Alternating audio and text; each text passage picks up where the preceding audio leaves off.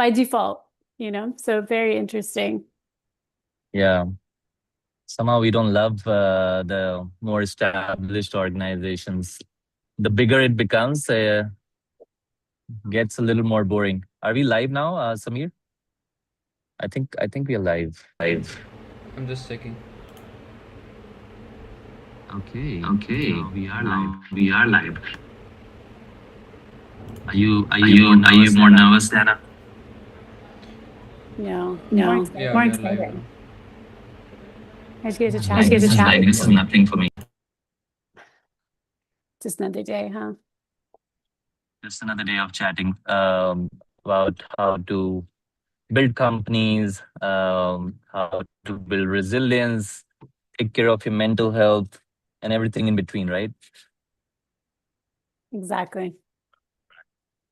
And there's so much in between. So we have there's so much in between, right? That's the stuff that I want to talk more, and that's why live streaming is more relaxed, and because it's more sort of, I would say impromptu, and the conversations flows more naturally from one thing to the another. And I feel that it's now episode 16, right? 16 days of going live. In all the 15, this has been the most serendipitous thing, because I mean, you get 3, 4 people in the room and they start talking, and then things happen which are very beautiful, which were not planned. Yeah, I don't know if If I not, yeah. Sorry? And I'm sorry for not sharing you any questions beforehand, and you jumped right in, and this is what it is. No problem. No, it's a topic I'm very familiar with. But I wanted to tell you, I don't know if I've ever shared this with you, but my husband ran a podcast for a while. And Oh, really? yeah, they would then take the podcast and create snippets. Yeah. And then post the snippets online to promote the podcast. And the snippets were going viral. Correct. And him and his team were like, if Yeah. we had even planned these scripts, they would not have had the same viral appeal that they did when we were running the Correct. podcast, because the conversation was flowing. Correct. The ideas were just, rolling off people's tongues, the memories, the anecdotes, the quotes. And so it made for really great snippets for social. So you're absolutely right. Yeah. So I would love to chat with him as well sometime, since he's, he still does it, or he's now taking a break from it.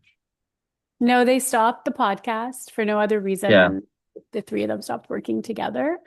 But it definitely was a success for the time that it lasted. And for sure, I'd love to connect with him. Here comes, would love to chat with him. Here comes the man, Sharif. Hey, how you doing, Welcome. guys? Hi, Sharif. Thanks for waiting. Sorry, just had a signal issue. There we go. All good. Yeah. Talk about signal issues. I'm at High Park right now. I'm just moving around to find the right reception. I thought it'll be cool to do it in the park, but apparently it's not great connectivity everywhere. But I'm trying to find my best spot. So today I'm gonna walk around, and Dana said walking around the frame looks even more beautiful. So A that's little what action for the stream. I wanted to tell about. So Sharif, you obviously don't know Dana yet, it seems, right? No, I don't think so. Nice to meet you, Dana. You too. So Dana and you, I know both of you from CTM. So since it's a big community, I guess somehow you both didn't cross paths. But Dana, in fact, I spoke to her 2 years ago, right, Dana, when I just came to Toronto. And she always had great advice for me. And it seems like she also mentors a lot of founders. And I saw that common in you, because Sharif also mentors a lot of founders, and founders have great things to talk about Sharif too. So I said, it's going to be perfect to have both of you together. So thanks for making this happen. Oh, no worries, man. Thanks. I appreciate the kind words.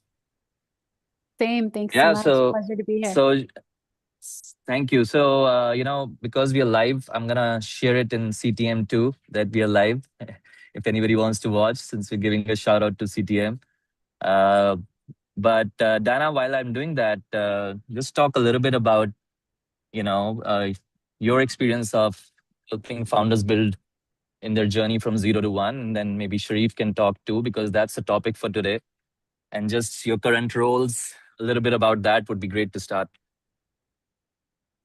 Yeah, so I was voluntold to be an entrepreneur at a very young my mom and dad started a business when I was 13 years old. And they lent us a lot of ownership and ownership mindset over the business. So from a very young age, I was witnessing what it took to be a business owner. And I went to university and I realized, oh my God, they're teaching this as a program. And so there goes my ring light, by the way. I'll get that fixed. So despite, my parents preferring that I have some science or engineering degree, I was like, this is what I want to study. And it was right at the turn of events when, Silicon Valley had its, the ecosystem was really shaping up and it was creating ripples around the world for startup ecosystems. I was like, wow, this is right on time. And I already had a lot of the foundations of what starting a business was about, what entrepreneurship was about. I could see, the type A entrepreneur in my dad on a daily basis. And despite like a lot of, the challenges, he was able to, the business is 25 years old now. It's succeeded to my brother, and we all remain part of the family business as well. So I was able to also study that as a formal education and specialization. And then I went on to support and build entrepreneurial ecosystems, starting off with DMZ. And then I was able to travel abroad and do some of that work as well in the Middle East region too. So yeah, I've been doing that now. I don't want to date myself, but it's been a very long time. And I continue now. I do like coaching or startup business support as well. But then I also build out the programs that help to support. So you started in what, when you were 13, you said, like 13 or 14? Yeah. So even if you've been doing it for 15 years, that's a lot of experience. And plus you're still 28, right? So we can date if you can't. Exactly. Just stop there. So ecosystem, multiple regions too. Interesting. Sharif, a little bit more about you for me as well, because I know you from Spur Innovation and some chatter on CTM, but would love to hear, just your journey a little bit behind, so that we can know that as well, why you are into mentoring founders. Yeah, the origin story is what you're asking for, eh? Yeah, a little bit of the origin would be nice. Yeah, it's been a while. So I actually grew up around a lot of entrepreneurs, but I was very much encouraged not to be an entrepreneur. And my parents really, I would say, my parents didn't even consider themselves entrepreneurs. But funny enough, I would say a lot of people would probably disagree with that. They kind of, invested in different properties and different things like that. And, they still have a portfolio. It started with vacation properties, actually, and they were invested in rental vacation properties, and they were renting those. But I think to this day, if you ever ask my dad, were you an entrepreneur, he would probably answer no. And it's funny because he's always been, very involved with the small business community. My dad came to Canada as a refugee in the late 60s from Uganda. And he came out when he was 16 years old. He didn't actually even finish his high school. And so when he came over here, a small business owner at a store that was called Beamish, which was kind of like a local hardware Giant Tiger store chain back then, gave him a job and forced him to write this test that allowed him to get into university. So back then you could either, go to high school, get your grades, or you could write a test and get into university. So the small business owner kind of locked him away in a room and said, you're going to do this during the day, and then at night I'm going to pay you to study. And that ended up translating into him becoming an accountant. And later on, he ended up taking over a similar type of small business that was owned by a legacy. It was a legacy Canadian business. I think it was like a 150-year-old Canadian business for a family. It was called Leger Industrial, and he ran that company until it sold eventually. And he ran it. The kids even passed up the opportunity to run it, and he continued to run it. And I guess it was kind of like a little bit of a family office. which is, you know, an interesting kind of turn of events because I run a family office today. But yeah, he always discouraged me from being an entrepreneur. And I guess I was always keen on science and tech and things like that.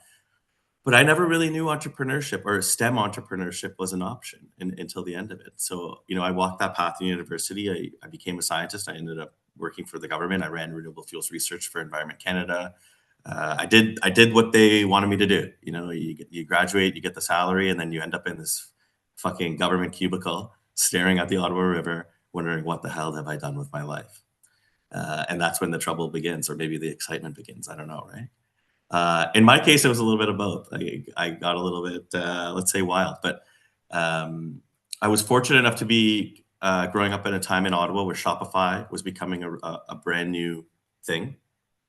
And my journey to entrepreneurship really came sitting in that friggin' cubicle in the government, figuring out what I wanted to do with my life. And I came across this blog by this Swiss designer called, it's actually still, it's right here on my bookmark bar to this day. Man, it must be there 20 plus years. So shout out to Tina. And Tina's name online is Swiss Miss. And she ran this design blog. And this design blog ended up iterating into something called Creative Mornings. And I don't know if you've heard of this. So Creative Mornings is a monthly breakfast lecture series for creative people. And I guess now it was started 20 years ago too. And so this is a long-winded story. You asked for the origin story, so you're going to get it. So I went to a friend who was an industrial designer, and he was working at RIM BlackBerry. And funny enough, I'm in the campus right now, I guess. But and I said to him, hey, you seemed really bored. Let's start this Creative Mornings thing in Ottawa. And so we knocked our heads together, and we realized, no, it's not going to work. No one is going to come. No one is going to skip work the last Friday every month to come to a monthly breakfast lecture series, even if it's free. And so, you know, we sighed, and I slunk back into my cubicle. And eventually me and the Canadian government decided that our relationship, after many years of trying to make it work, it was time to part ways. And I think I'd made the rounds. Like I'd done Agriculture Canada, Indian and Northern Affairs, whatever it's called now, but all with an environmental slant, by the way. And then eventually I wrote this test and I screened in really high, and I was running this department in Environment Canada. But no one wants to work for a 21-year-old know-it-all, especially not PhD people. So again, we parted ways. And I moved to Vancouver. And in Vancouver, it was in a time when Hootsuite and all these tech companies were starting to pop up, and gaming and everything. And again, I was working in tech, but I was in the STEM entrepreneurship world. I still didn't realize it. Again, I found myself, I flew down. I had eight interviews in a day. It was the day of a Stanley Cup final, the riots in Vancouver, if you remember. I don't know if people remember that. And by the time I landed at home, I got this job, the condition being I had to move in 7 days. So I moved in 7 days. And once again, I find myself in this friggin' cubicle staring at spreadsheets, being like, oh my God, what have I done? And meanwhile, I'm hearing, and the company, you know, I'm not embarrassed to say, the company is called Westport Innovations, and they did natural gas powered engines, which sounds really kind of cool. Now, in my 6 months there, I never got to ride in one of these cars. Isn't that insane? You know, I'm just staring at spreadsheets of emissions. And so again, at one point in time, I finally said, enough is enough. I got to stop the madness. Or we both said that, maybe. Who knows? And I found myself back at home again in Ottawa, in my parents' house now. And now I'm like 26. And you were what, 23, 26? Okay. 25. 25. 25, no, 24, yeah. sorry. Yeah, 24. I'm making the timeline of your life as you're talking. Yeah. Well, I turned 40 this weekend, so there you go. Oh, wow. Oh, yeah. Welcome to the club, man. You. Happy birthday. Oh, you're there already. Thank you. So, yeah, I'm there too. Yeah. Came back to Ottawa. I'm in my parents' fucking spare room. All these rules again, no freedom. You know, I thought I'd got there, but here I am again. Coming home to have to, and my mom's leaving me cutouts of newspaper articles for job postings. Actually, she still does that. In fact, she puts them in an envelope now. That's so cute. Mom, I have like 20 people that work for me. I can't just go take a job at Elections Canada because you saw a good article about it. But anyways, my dad just sent that last week. There you go. So there you go. Okay, good. He sent it to the family chat. Hey, hiring. Oh my God, you're getting those fucking Election Canada ones? Okay. So So it because doesn't. I'd like because to tell of you it doesn't end, and I like to tell you that there's a it cliff doesn't end. where Imagine. Yeah. you get an award or something and it ends, but it doesn't. Okay, it doesn't. It's gonna It doesn't. continue With your parents, it doesn't. I want to add that too. That since I'm a founder, she keeps still telling me, commenting me on my YouTube. Why don't you do this kind of thing? Why don't you do this kind of thing? So those things keep coming. Those ideas keep coming from her. So why don't you start this in Canada? I'm like, I mean, I have my business with tech startups. How am I gonna start selling some Indian grocery item in Canada just because you like the idea? I'm like, no, that's not gonna happen. Oh, God bless their heart. Yeah, So yeah, she's an entrepreneur. WhatsApp, That's why. WhatsApp dragons Yeah, down. Eh? Those are good. WhatsApp. Yeah, that's true. That's true. But yeah, so sorry to cut you there. Yeah, 20. Oh yeah, so 26 and 24. your mom. Yeah. Okay, so back to that. So yeah, amongst all the newspaper clippings, there's one headline, and the headline is that the government is giving everyone these bio packages. This is when the recession first hit Canada. And so all these disillusioned people just like me were getting bio packages, and now they have no idea maybe they would have had no idea what to do. But Shopify was in town telling everyone that they could be an entrepreneur. And it's very true. Everyone can be an entrepreneur. So you had a huge boom of people that were like, someone that was a really established person in the government that's really always wanted to have a wood shop and decided, I'm going to go make a wood shop and build the city's first community wood shop. And that guy happened to be my buddy, Michael, who I talked to about doing Creative Mornings. So I said, hey, Michael, okay, you got some balls now. You ready to do this? And he said, yeah, let's do it. So we launched Creative Mornings. And we were like the 10th chapter. We filmed it, I think, on my phone or on a handy cam. You have to do this application process. And there's no funding whatsoever. The only supportive partner was, I think, MailChimp and Adobe at that time. And we ended up getting that chapter. And that was really the starting point. Besides the other influences in life, aunts and uncles, etc. And we need a whole afternoon for that. We didn't have to take me out to dinner for that one, okay? But for this one here, I got to organize a series where I got to invite whoever the fuck I wanted to come talk about how they approach their work creatively every day and their process, and why they did it, why did they decide to go out on their own.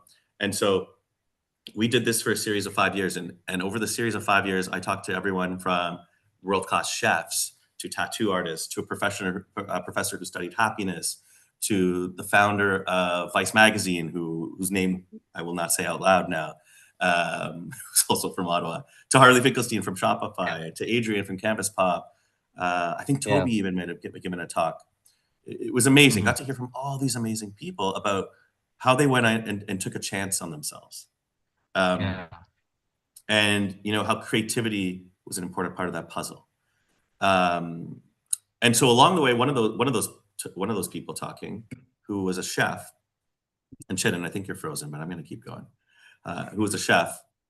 His name was Chef Matt Carmichael, sorry, was opening a series of restaurants in Ottawa. And so he said to me, hey, I know you do a little bit of marketing stuff. I was doing a little bit of marketing stuff for this series. He's like, do you want to do marketing for my restaurant? And so I made him a deal. I said, I will, but I have to charge you. And he said, well, I can't pay you except for in tequila and tacos for life. So I took that deal. And at the time I was living at a professor's house for the summer. I was house sitting for him. So it seemed like a good deal. I got to walk down there every day and have some tequilas and tacos until it was enough. Once it was enough, I was like, no more tacos, no more tequilas. I need to make this into a business.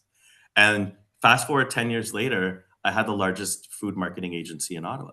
And it was through, entrepreneurship. And we did lots of things. We ended up launching Uber Eats in Ottawa. We launched Skip the Dishes. We launched DoorDash.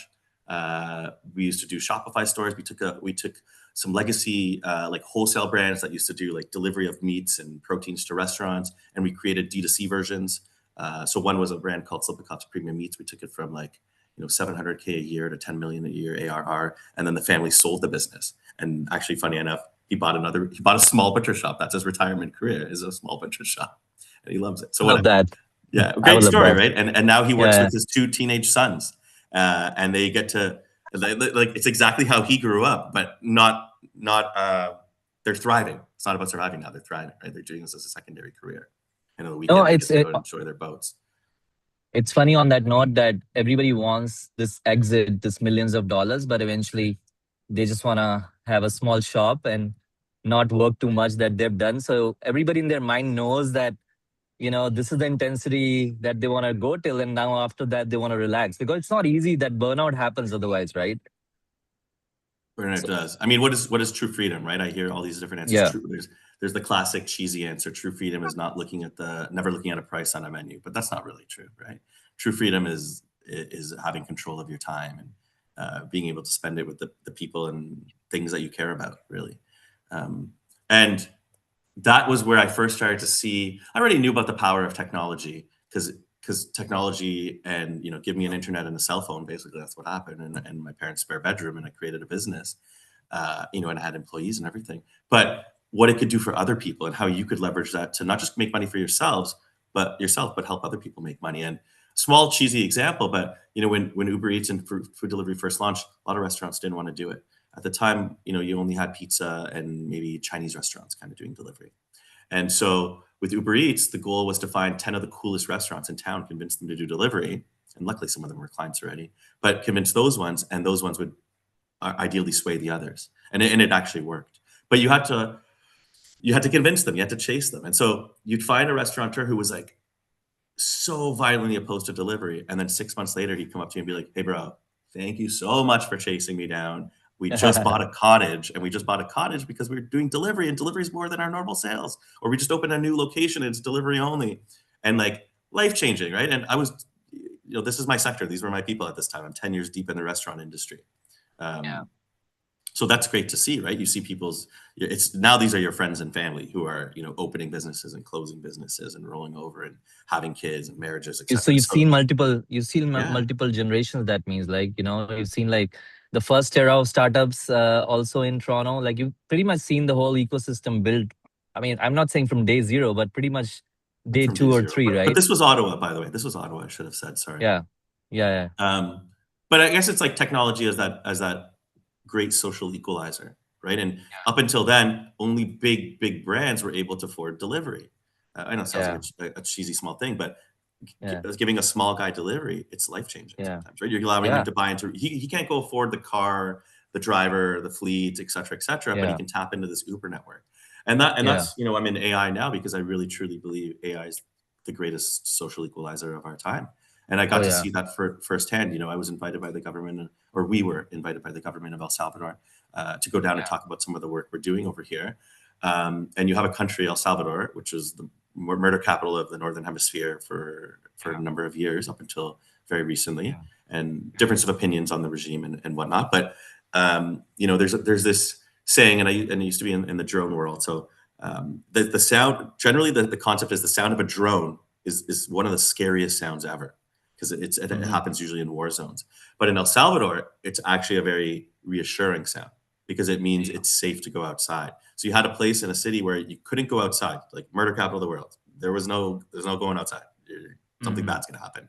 And when we're down there, up until like midnight, 2 a.m., you have people dancing out in the street. And they're doing that because there's drones flying above. But for people from North America, it's like, oh my God, surveillance, fuck this shit. But for them, they're like, no, the government's got my back. I can go out. I can take my kids out. I can go to the Mercado. That's so interesting, though. I mean, I've never heard that part. That's so interesting. Were you there, like, partying while the drones were flying on top of you? Or? Yeah. I also felt safer going to the barrio because the drones are there. 2 a.m. How come I've not seen that on your gram yet? So maybe I missed it. Once again, I need to see pictures. You gotta take me to dinner. You gotta take me to dinner for certain stories. I know, right? No, not dinner. We should just do shisha. I mean, that's something that's due for a long time. Fair. We can definitely arrange that. But I will come back to your story also on the current role as well. But just to bring in Dana as well, that, your story as well as Sharif's story so far, it just means that why some people are built to kind of give the right guidance, right? Because you've seen all the hardships, you've seen founders in front of you fail, cry, and being miserable, as well as, amongst all the glory. But I think you've seen that too in your previous country as well as now. Yeah, definitely. It's interesting because, I mean, I think like the way Sharif works with with founders, if I'm not mistaken, is through the agency. Has that been one of the greatest way that you work with founders? With me, it's been directly through programs. So they are coming into a program expecting to get out whatever the program's offering. Usually it's training, usually it's a little bit of financial incentive and funding. Yeah. And then they come through the program, and the programs I design, I aim to create a transformational aspect. So it's actually like mind, body, soul, like it's everything. It's everything. Mental, as well as what they're building is just, what they're building is just one part of it. There's so much more to it, right? 100%. 100%. And I think that there's no option anymore. I think that foundership is now a universal requirement for everybody because of the way in which the economy is moving. We are all operating like businesses now. Like we all have our personal brands. We see a lot of personal brand content being pushed out. Social media has allowed everybody to promote what they do. Most jobs are looking for ownership mindsets, entrepreneurial skills. And the reason is because new tools and the pace in which the marketplace is moving is requiring everybody to be an agent of change to some degree. Some people naturally are born with the requirements and the skills to be entrepreneurs. Those ones are the ones that, will cry for one day and then just move on from the problem right away. And then there's other people who, don't treat setback in the same way and often see it as a sign to stop, which is never the case. It's just, a learning prompt along the way. So my approach has always been that. It's like, how do you create transformational development through entrepreneurship as just being, a practice, and how can that have positive effects on your business, but then also all aspects of your life. One of the things my dad used to say to me all the time, and he used to say this so he could validate working on weekends and staying at the office after 5, but he would tell me that, 9 out of 10 businesses fail. 9 out of 10 businesses fail. And that was a major, they ask you, don't find out what you want to do in life. Find out what problems you want to solve. So there was a large portion of my life where I'm like, I want to solve the problem of, entrepreneurial failure rate or business failure rate. Specifically to people who just dedicate so much. And so what I found by, being obsessed with that problem, like why is there such a high failure rate to business, was that the validation mindset was missing, this concept that everything is feedback. And what you do with that feedback is what really matters. And then I realized like, wow, that applies to like every aspect of life, with, of course, business being a great medium to teach that skill. That's I mean, that is, I wanted to say wow again, because that's such a simple and powerful thought that, it's feedback, right? At the end of the day, everything. Failure is part of the process. If you cannot reduce the failure rate so much, because failures make a good entrepreneur, right? But you can improve that journey or the velocity of that entrepreneurship with your initiatives, with guiding them, right? They're still going to fail, right? I mean, entrepreneurship without failing won't happen, but then you can increase the velocity of, for someone to become an entrepreneur, taking that leap of faith. And now it's a great time to be an entrepreneur. And Sharif and me, actually, we hosted an event back in May at Sharif's office. They were very kind to host us because their vision is the same, build more entrepreneurs. So we did a hackathon where we only invited people who are at job and, they're sort of itching to build something and take that leap to entrepreneurship. In fact, one of the things I was surprised was there's so many people like that. They're like, oh, we are working right now, but we want to also take that leap. So I think that program, I mean, that day itself, was great, right? Sharif, if you remember, the first and the only event we've done, I mean, that really gave me a lot of good feeling at the end that, we're helping these people take that leap. For sure. I think there's something about, Dana, what you said, like the signal versus noise thing. That's interesting. That's a good concept, I think. I think there is a book about it too by, I can't remember who. Is it Malcolm Gladwell? I don't know. It'll come to me. Malcolm Gladwell is the blink one. That's the theory I swear by, like the blink theory. Seth Godin, signal versus noise. Oh, okay, signal versus noise. But a good marketing guru. But a good book. And I think that's true. I think, you know, one of the things that we always tell founders is, you know, our job is to make them fail fast, for sure. And people are scared to fail these days, right? Like in our society, we've glorified just winning and getting that high number. But the high number is not always, does not equate success always. In entrepreneurship in particular, the goal is not to not fail. A lot of entrepreneurs have, a lot of engineers, look, I work with a lot of engineers, but they probably really hate working with me because the first thing I say to them is like, engineers hate solving problems they don't know the answers to, and I'm going to make you solve for unknown. That's the whole goal of this. Like, and if you don't want to do that, then there's the fucking door. And you can go solve, go do problems all the day long. We operate on, I don't know how many, like a large number of biases on the daily basis, with the confirmation bias being the one of them. And it's like, how can we solve these world's problems if we're not stepping out of this bias? But then the step before that is like, how are you consciously aware of the biases that you're, I don't know. So I'm biased because I'm a scientist, but I use the scientific method for most of our stuff. And I find that it kind of like, it's like solving for that unknown, right? It's like, what's going to happen when I mix these ingredients together? What's that magic that's going to happen? That's what I want to know. And then how do I recreate it? And then how do I scale it? Right? That's kind of the magic to that madness, I guess. Same. But yeah, it's an interesting dilemma. And I think it's been exacerbated a little bit by AI, because what AI does, AI operates on a bunch of contexts or assumptions in certain cases. And a lot of founders now will build these business models, and they'll come present these business models. And I go, what is it based on? They go, well, it's based on AI. It's like, well, okay, great. You just reverse engineered a problem based on these like imaginary numbers.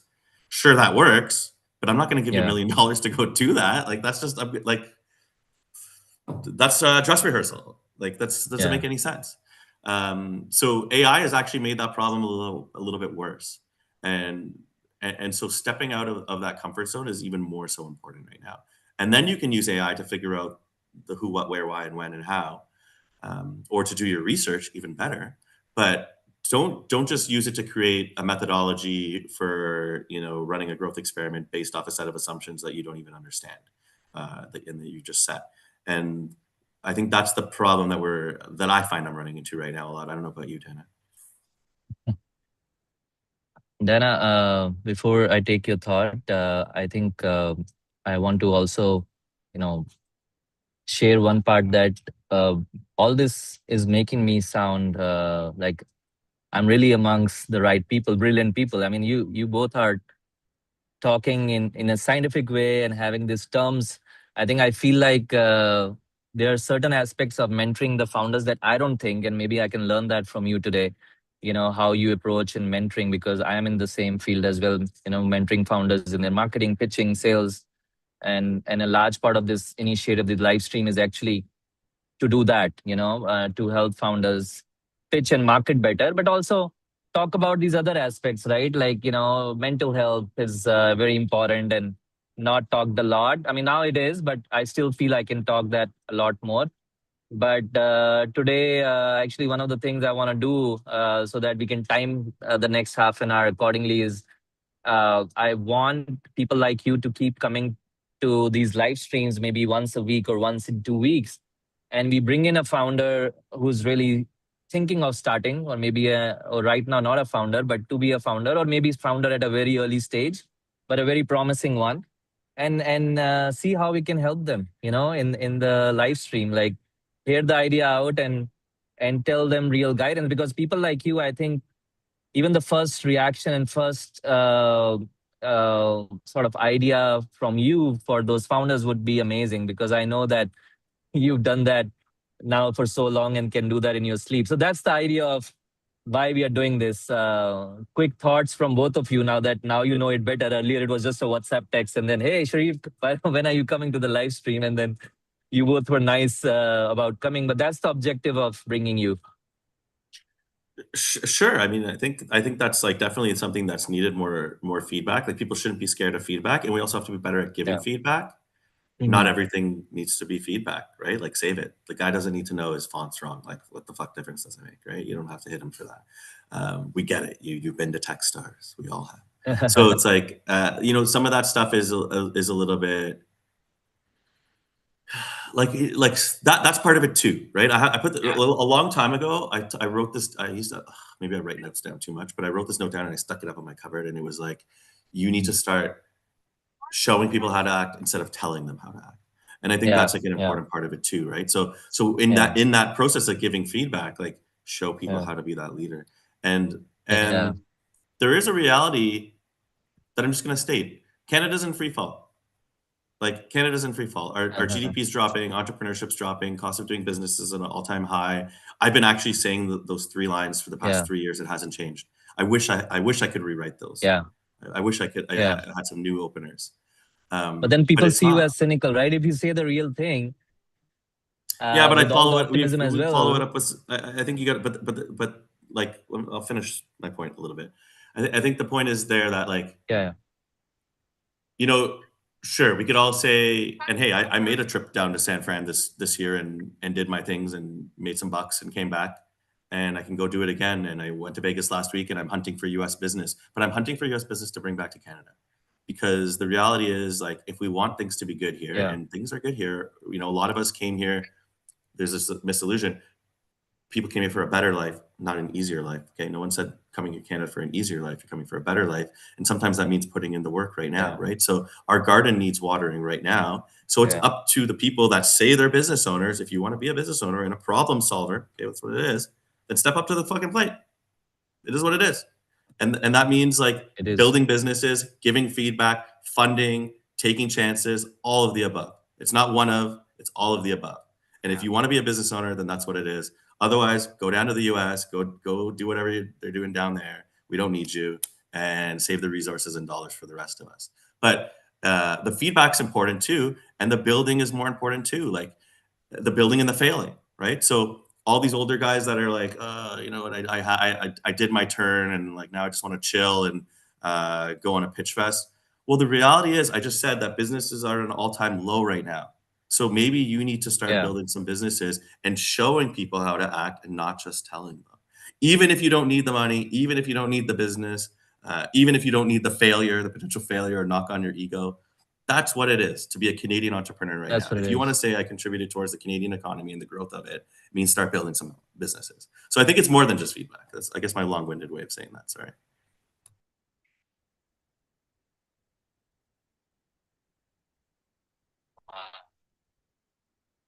No, I'm glad you said that. It is much, much more than narrated. The monologue in the last 2 minutes should be a short reel in because people would love that. So thanks, Sharif, for saying that out loud without mincing your words. Use it as a reel. That's what is needed. Because if you I mean, because if you're not real, if you're not passionate about it, and you don't say what it's like right now, and just be polite and say everything positive, then you're doing a disservice, right, to what's really needed to be done, right? Like, I think the feedback also is very polite here. So I don't know, you feel that like Canadians in general are polite. That's the joke that goes on across the world, but even the feedback is politer, I feel. But if the founder is not doing the right thing, rather than saying, hey, you should, I mean, if these discussions can be very honest and just be like, hey, maybe not the right way as per me and do it this way, it's better to save that person's time, right? Give like good, honest feedback. Polite or rude, right? Like, where's the line there a little bit? Sometimes you could be a little bit polite where it's like, that's a little bit rude. Like, just give me the no, man. So I don't know. Sometimes we use that as an excuse. Like, it goes back to the, first of all, I think your reaction is your responsibility, right? So if you're choosing to take something as cynical, like that's your responsibility. Like you're choosing to do that. Going back to the noise versus the signal concept. Of course you can't run with just everything that you hear. You have to be able to make a decision of what can be worked with and what cannot, and to what degree, and what you have control over. But when it comes to Canada specifically, so I was away for a little while. Like I left for a good 7 years and then I came back. So I had this 7-year gap when I was comparing what Canada was before I left and what it was when I came back. And before I had left, you know, I don't want to say we were mimicking Silicon Valley, but the excitement, the optimism of that, you know, Toronto could be, you know, this tech ecosystem with, you know, just unicorns being pumped out. It was at an all-time high, and it was really exciting. Everything was easy to access. It was a very open community. I loved it. I have some very fond memories. So I leave for 7 years. I come back, and all of a sudden, the sentiment is like, oh, you're an entrepreneur. You need to go to the States. And everything is like down south. Like there's nothing here anymore. Then there was this article by Jim Balsillie, not for or against the article, but the article was talking about the disadvantages for entrepreneurs and how it has to do a lot with regulation and policy and what's coming down from the government. And anyways, the gist of what I got from the article and from what I was witnessing was that Canada was still dealing with infrastructural issues. It did not need entrepreneurs and businesses as much as it needed teams to just come together and continue building. Some of those infrastructures include something as basic as just transportation. I mean, the Toronto transportation was something as nascent compared to other major cities like Toronto. And so the government's actually saying, hey, you know, entrepreneurship's really important. It's great. We're still going to dedicate resources to it, but we need to really focus on our priorities here. And some of those priorities are basic and have to do with just the city's infrastructure, the country's infrastructure.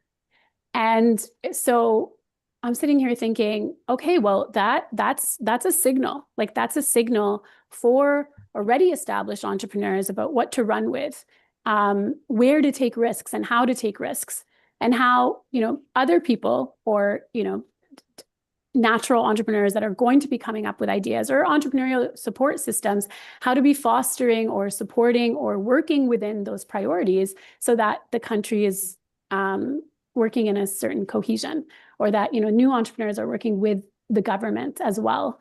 And it's entrepreneurship is technically a free-for-all. Like you can go ahead and build whatever you want. But what happens when you're building with alignment with, you know, your municipality? What happens when you're building alignment with the government? What happens on, you know, a GDP level or a countrywide level when you can do that? And I think when building programs, those are some of the things that we look at. And those can be really, really powerful levers in how you help founders become great, or you help founders even succeed, because then they're going to find resources just aligning for them. So that's one thing that we consider in a lot of ecosystem development and program development that I think could be worked on in Canada. And the conversations I'm having with a lot of tech people, whether they're employed or whether they have their own businesses, is just that. It's like, you know, where are we needed? What needs to be done? And where is the government and how can it help us? So I don't know, what do you guys think about that? Oh man. I've had some people say, no, Canada doesn't have infrastructure issues. I've had some people really disagree with me on that basis. I think, I'm in infrastructure now. I'm in AI infrastructure. And that's because I do believe we have infrastructure problems for sure. But on that side, okay, so a little asterisk though, is I'm very much not in favor of programmatic metrics anymore. I think programmatic metrics have been, you know, running our country, and I've been a victim of them. Like I have built companies that have been government funded in tandem with municipalities, and they move too slow. And they move too slow because the metrics they're trying to strive for are programmatic metrics and not market metrics, and the rest of the world moves according to the market. So even if you want to build a company in Canada and scale it beyond, which is the goal, right? We start here in Canada, we're building for our friends, families, and neighbors. You still have to move at the pace of the rest of the world. And I find the programs here move on, if you're lucky, a 4-year cycle, but sometimes less, or sometimes, you know, you have a sunset program on 9 years, and they literally evaporate overnight. And that's like a huge problem.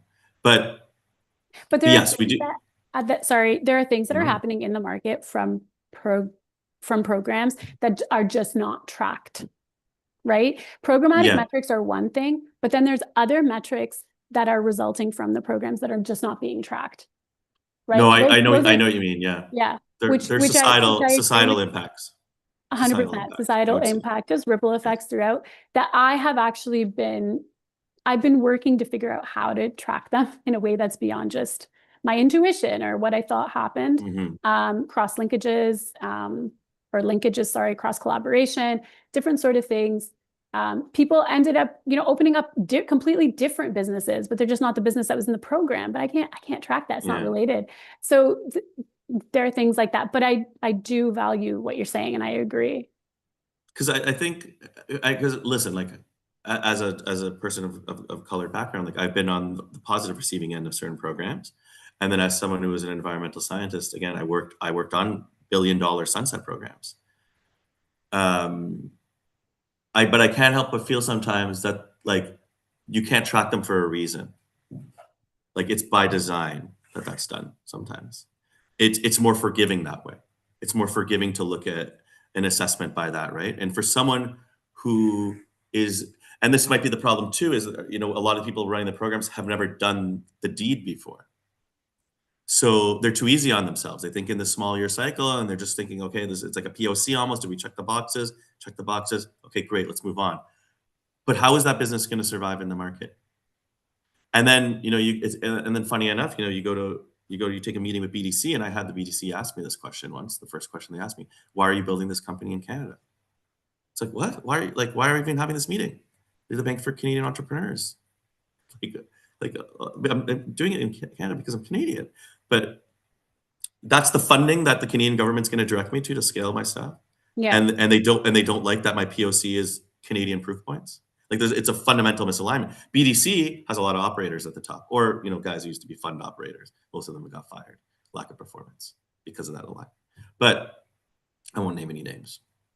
Oh, damn, I want to. But anyways, but I think that's like the problem there. I would love that I would love for it to work. And again, coming from a government town, like everyone I know and everyone I went to school, probably for the last 3 years, has been doing exactly that. How do we track the societal impacts from these programs or these super clusters that we deployed?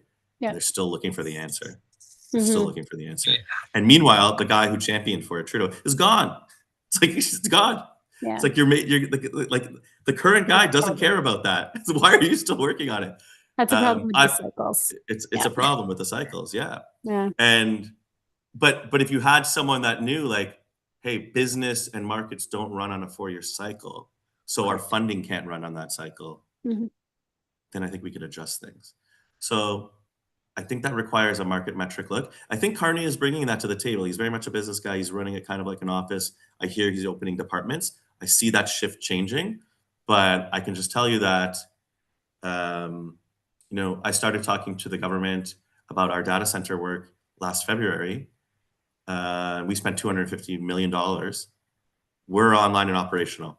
They're still reviewing our application for potential tax-free temporary loan. Like, I already built it, bro. Like, I'm going on to the next one.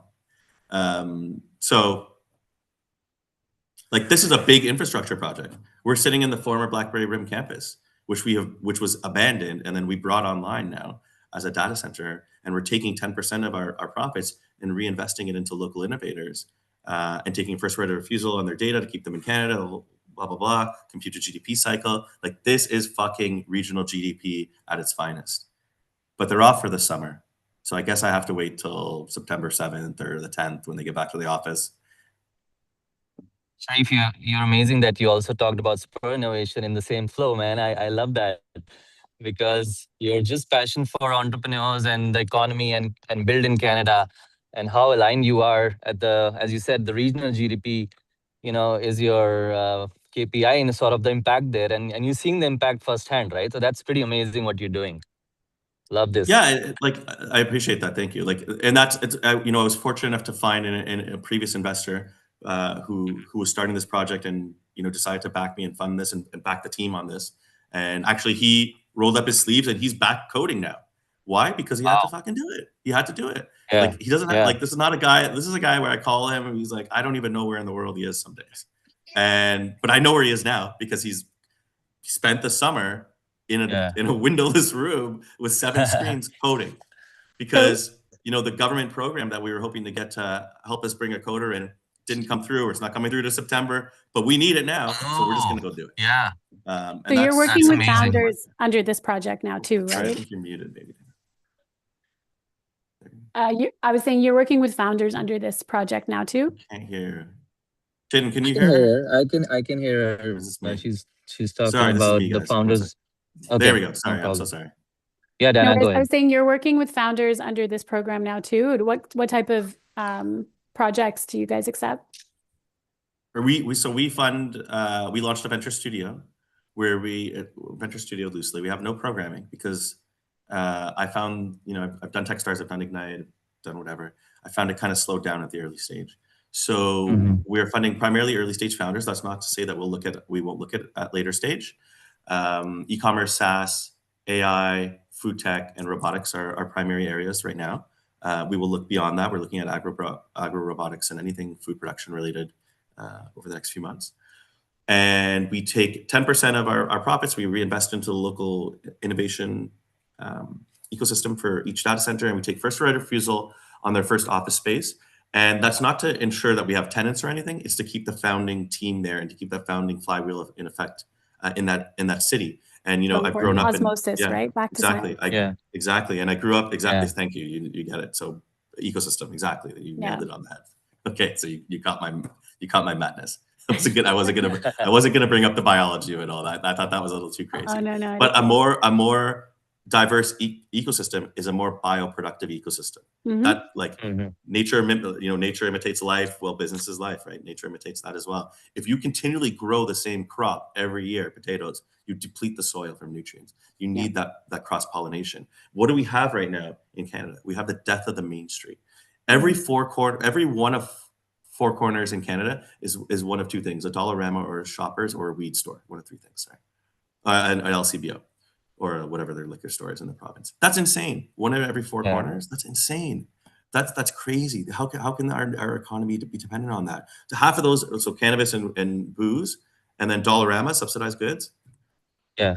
Not a good place to be, right? So we need a more diverse ecosystem. So that means like less obstacles, funding early stage founders, making sure they start their businesses here. And our first investment was these 2 young guys.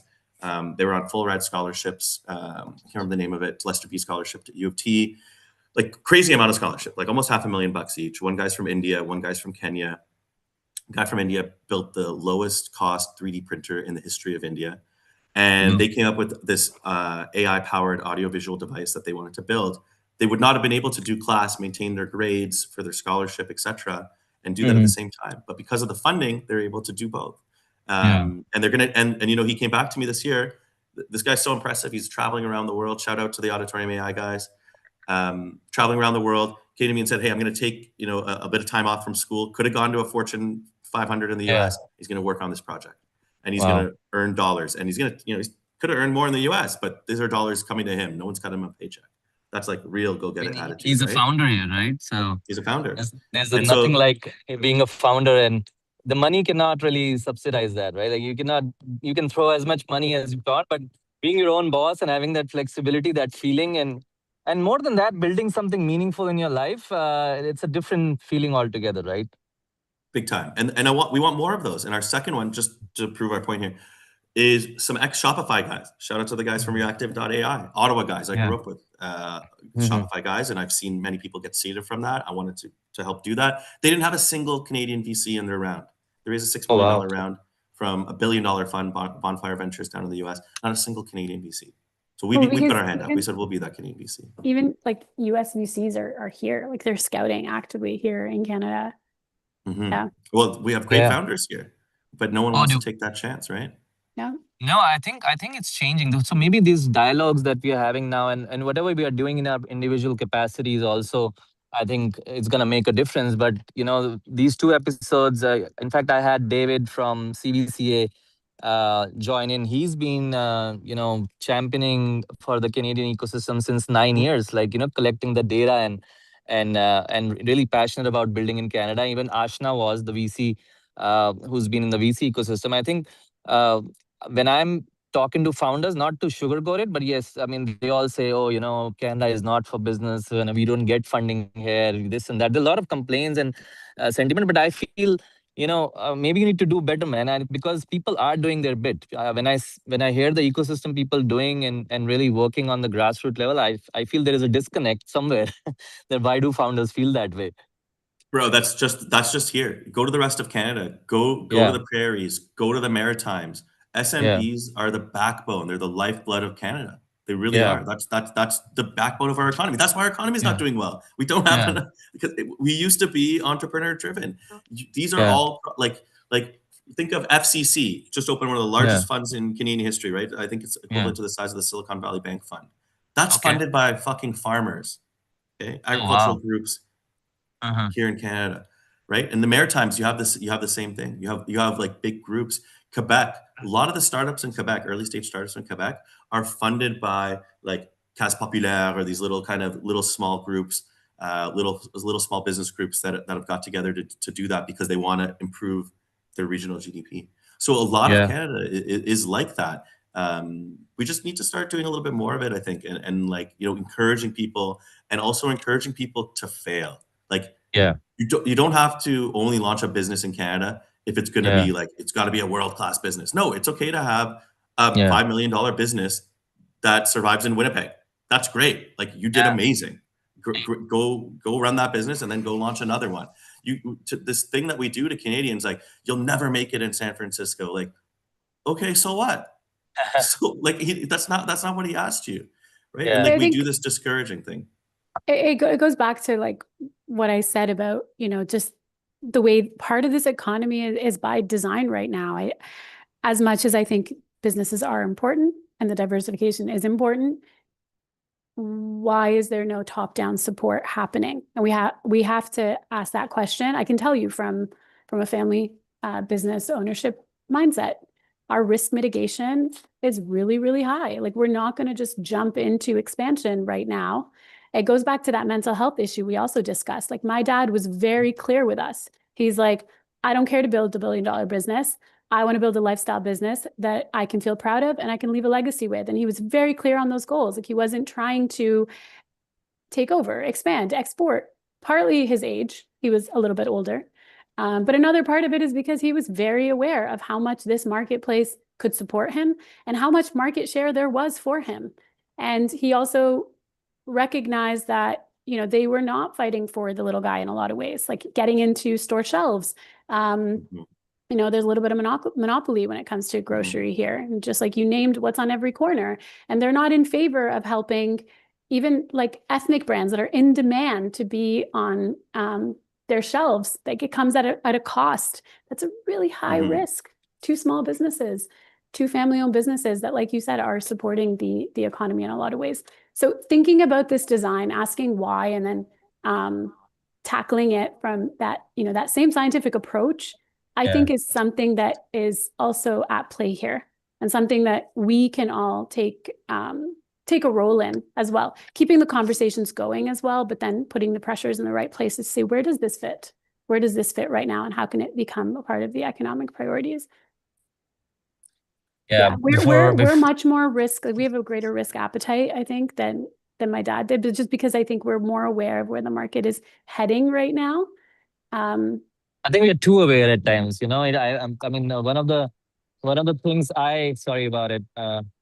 It's just noise here. One of the things I sort of subscribe to, the philosophy of ignorance is bliss.